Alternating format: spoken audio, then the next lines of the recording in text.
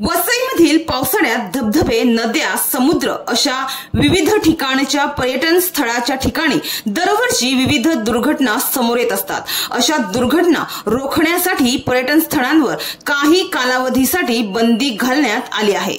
परिमंडळ 2च्या पोलीस उपायुक्त यांनी हे आदेश जारी केले असून नियमांचं उल्लंघन केल्यास कारवाई केली जाईल असा इशारा पोलिसांनी दिला आहे।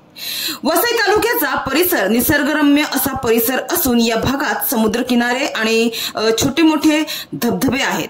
दरवर्षी मान्सूनला सुरुवात होताच मोठ्या संख्येने पर्यटक पर्यटनासाठी या ठिकाणी जात असतात। मात्र काही